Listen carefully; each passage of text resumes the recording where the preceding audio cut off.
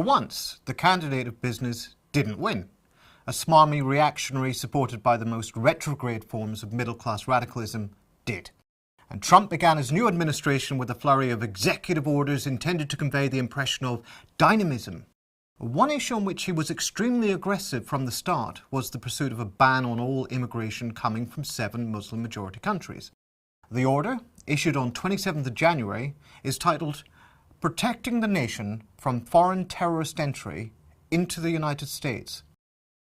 In the run-up to the November elections, Trump explained, Donald J. Trump is calling for a total and complete shutdown of Muslims entering the United States until our country's representatives can figure out what the hell is going on. This was intended and pre-packaged as a Muslim ban. And shortly after the ban was implemented, with pro-Muslim protests at airports and judicial opposition causing obstruction, Donald Trump insisted that his policy... It's not a Muslim ban, but we were totally prepared. It's working out very nicely.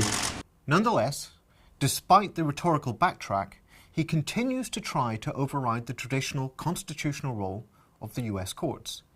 As U.S. judge in Virginia put it, while rebuking Trump's ban, reported by the BBC, every presidential action must still comply with the limits set by the separation of powers laid out in the U.S. Constitution. Trump's seeming willingness to flout the law has fueled a growing campaign of opposition from the majority of the U.S. media.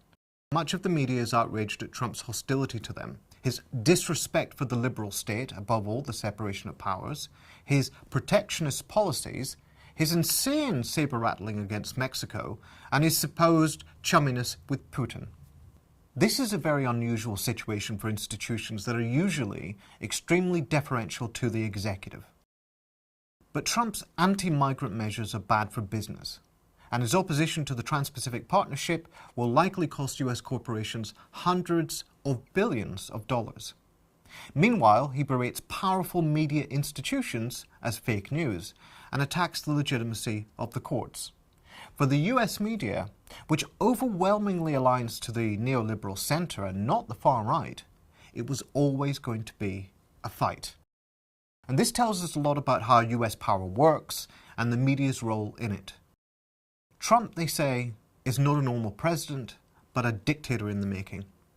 Writing on openDemocracy in the first days of the Trump presidency, Jim Sleeper anticipated, "We'll be left breathless by swift, forceful moves or lurches toward an authoritarian, constitution-warping presidentialism." This was a common theme. The liberal billionaire George Soros described Trump as a con artist and would-be dictator. QUARTZ magazine offers insight into how Trump can become the first American dictator. Alternate asks, just how close is Donald Trump to becoming a full-blown dictator? And sure enough, Trump's attempted Muslim ban has tapped into that fear. According to Trevor Timm in The Guardian, it has induced a full constitutional crisis due to the battle with the courts. A viral post on Medium suggests that the ban is a trial balloon for a coup. And in truth, the media have had plenty of material to work with. Trump has moved to sideline possible opponents on the powerful National Security Council, appointing his advisor and far-right propagandist Steve Bannon to the council. It has sought to override court rulings, and one of Trump's advisors, another far-right blowhard named Stephen Miller, has arrogantly boasted to Chris Dickerson on CBS that the powers of the president to protect our country are very substantial and will not be questioned. Take a look at the astonishment on the faces of the hosts of MSNBC's Morning Joe program, featuring the conservative host Joe Scarborough, following Miller's declaration. That's a White House advisor, right? Oh my God. It's not even funny. Can't even... Oh my God. Scarborough says, that is the talk of a dictator, not somebody who is president of the United States. But is Trump all talk, or might he walk the walk? Some pundits are beginning to worry about liberal alarmism and are throwing cold water on the panic. Politico magazine argues that Trump can't become a dictator without destroying the existing constitutional system, something it seems unlikely he can do. The Atlantic traces the rise of progressive fake news in the Trump era, linked to fears of a dictatorship. The New York Times notes that more Democrats are now embracing conspiracy theories. But where is all this talk of dictatorship leading? the formation of popular resistance committees, an anti-fascist underground? Ironically, the answer for some people is a coup. Already, well before the election, right-wing pundit James Kirchick told the Los Angeles Times readers that if Trump won, a military coup was not impossible, and so voters must stop him before the military has to. For others, given the role of intelligence apparatuses in disseminating rumors about Trump's connections to Putin, the CIA and its auxiliaries are the likely heroes of the Republic. Observer.com enthuses that the spy revolt against Trump has begun, after General Michael Flynn was forced to resign over lying about his telephone briefings with the Russian ambassador. Amid all this, the term deep state, previously referring to Turkish intelligence and bloody paramilitaries, has entered into popular discourse. The Atlantic sizes up the leaks against Trump, asking whether deep state leakers are defending democracy or corroding it. Comparing the US and Turkish situations, it says of intelligence law-breaking, the problem is that when a deep state pushes too far, it can undermine itself and end up empowering that which it seeks to prevent. Foreign Policy magazine says that Trump is showing how the deep state really works, and in the end defends the CIA's actions as both lawful and far-sighted. But this spiral of fantasy reached an extraordinary, absurd zenith, with one of Trump's vocal supporters, a former Reagan-era official, Paul Craig Roberts, arguing in Foreign Policy Journal that only a counter-coup against the CIA could save American democracy. Apparently it has occurred to no one that coups are bad for democracy. As Adam Shatz put it for the London Review of Books website, the dangerous fantasy that the deep state might rescue us merits examination, for we have seen its results in Egypt. Without this fantasy, General Sisi could never have come to power. But not everything is about conspiracy theories and coup fantasies. The other opposition to Trump is coming from popular mobilization, civil disobedience, and strike action. So how has the US corporate media, not usually friendly to activists, responded to this? Astonishingly enough, by giving them a friendly, or at least neutral, platform. The Washington Post, pillar of the DC establishment, has taken the lead.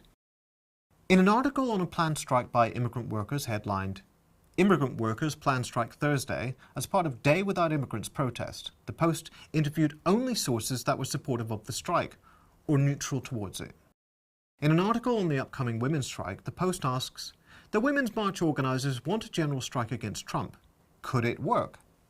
Ordinarily, the Post would be spitting venom, not asking whether it could work, let alone rejuvenate unions, as the article suggests.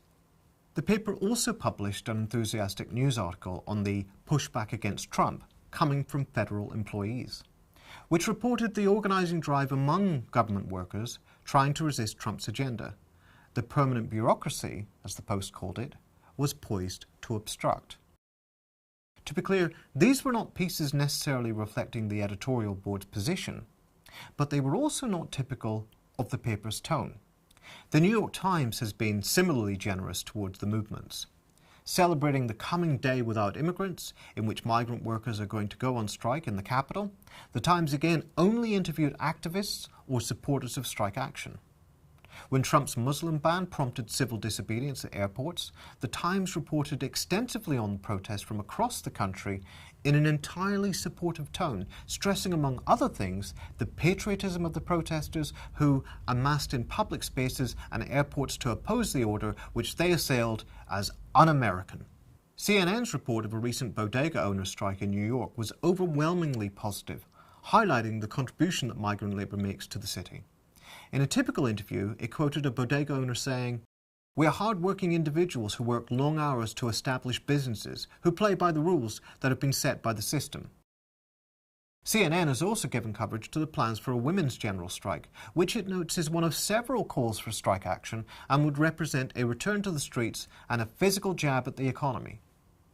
The Associated Press talks up the role of the internet in the resistance, comparing it favourably to the 60s. From organising protests on the fly to raising money for refugee and immigrant rights groups, people have been using social media to fuel the resistance against Trump in ways their organising predecessors from the 1960s could have hardly imagined. It hasn't all been positive. The New York Times senior editor, Susan CHIRA, wrote complaining about the Women's March, demanding to know since when is being a woman a liberal cause, and complaining that pro-choice, egalitarian politics exclude conservative women, much as anti-choice, pro-Trump politics exclude everyone else. Nonetheless, the overall tone of the establishment media has, despite lingering attempts to blame Bernie Sanders for the election result, and ongoing hatred for the left among liberal pundits, been aware of what side its bread is buttered on. Of course, the Times, the Post, CNN and other establishment outlets don't share the politics of grassroots protesters. They are concerned about protecting the liberal state and a neoliberal economic order. But they lost the election to a racist, authoritarian outsider. And if the CIA can't get the government back for them, maybe protest is their last hope.